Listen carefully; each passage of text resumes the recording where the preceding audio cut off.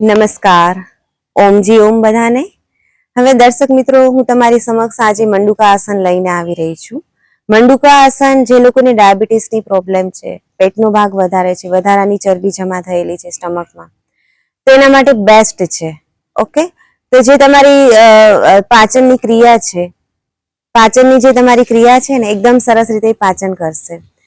તો મંડુકા આસન માટે બંને અંગૂઠા અંદરની તરફ તમે વાળીશું અને એકદમ સરસ રીતે મુઠ્ઠી વાળીશું, બરાબર?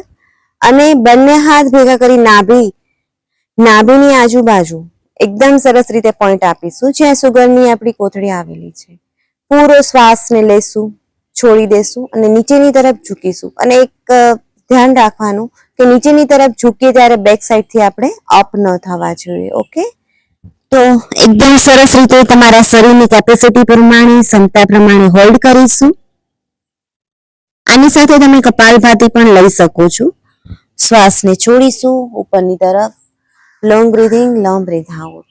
હવે એમાં ને એમાં બીજી પોઝિશન છે. એક હાથ મુઠ્ઠી રાખીશું, એક હાથ એની ઉપર રાખીશું અને એ જ ક્રિયા લાંબો શ્વાસ લેશું, છોડીશું, ધીમે ધીમે નીચેની તરફ ઝૂકીશું, હોલ્ડ કરીશું અને કપાલભાતી થઈ શકે તો કરીશું. શ્વાસ લેતા અપ.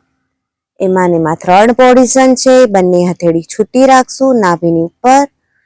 એકદમ સરસ રીતે લાંબો શ્વાસ લઈશું, છોડીશું, ઝૂકીશું ને આની સાથે કપાલભાતી કરીશું. તો તમારા જે સ્ટમકની જે ચરબી છે એ પણ ઓગળશે, પાચન ક્રિયાને લગતી પ્રોબ્લેમ છે એ પણ દૂર થશે અને ડાયાબિટીસ છે તો જતું જ રહેશે. રાઈટ?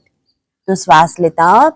પણ એક સાવચેતી એમાં વાપરવાની તમારે કે જ્યારે તમે પીરિયડમાં છો ત્યારે આ પ્રાણાયામ ન કરી શકો. તમે પેટને લગતી પ્રોબ્લેમ છે તો પણ ન કરી શકો, પ્રેગ્નન્ટ લેડી પણ ન કરી શકે આ પ્રાણાયામ.